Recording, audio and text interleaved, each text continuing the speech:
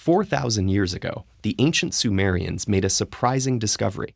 If they scraped the bark off a particular kind of tree and ate it, their pain disappeared.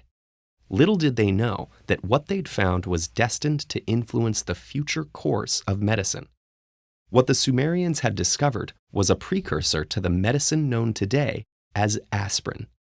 Aspirin's active ingredient is found commonly in willow trees and other wild plants, which is how it came to infuse the medical traditions of Sumer, ancient Egypt, ancient Greece, and other cultures.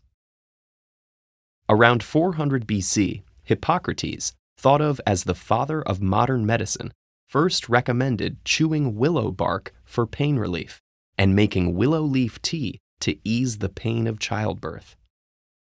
But it took over 2,000 years for us to comprehensively investigate its potential.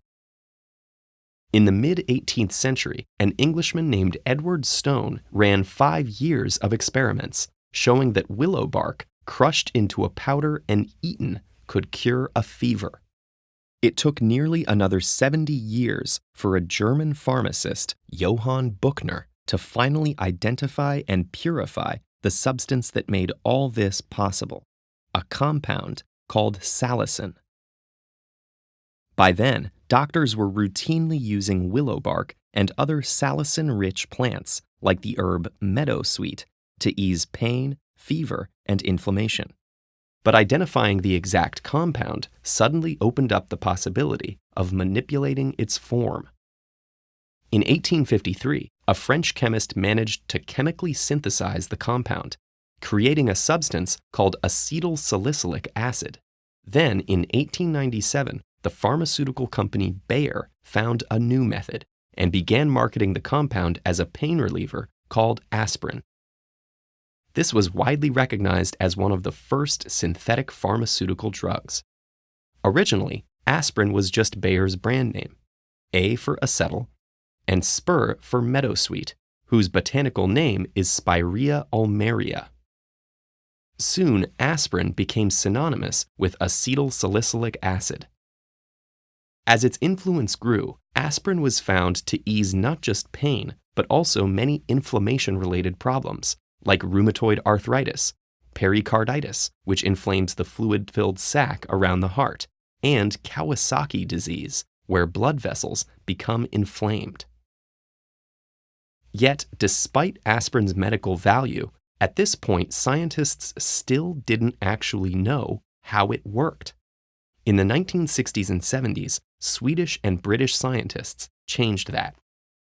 They showed that the drug interrupts the production of certain chemicals called prostaglandins, which control the transmission of pain sensations and inflammation. In 1982, that discovery won the researchers a Nobel Prize in medicine. Over time, research has also uncovered aspirin's risks. Overconsumption can cause bleeding in the intestines and the brain. It can also trigger Ray's syndrome, a rare but often fatal illness that affects the brain and liver in children with an infection.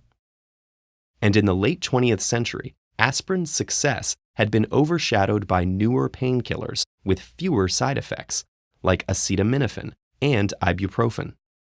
But in the 1980s, further discoveries about aspirin's benefits revived interest in it.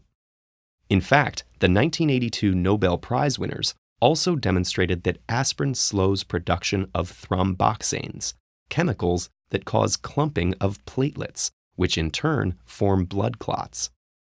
A landmark clinical trial showed that aspirin reduced heart attack risk by 44% in participants who took the drug.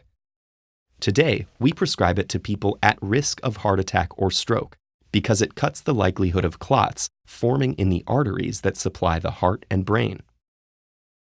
Even more intriguingly, there's a growing body of research that suggests aspirin reduces the risk of getting and dying from cancer, especially colorectal cancer.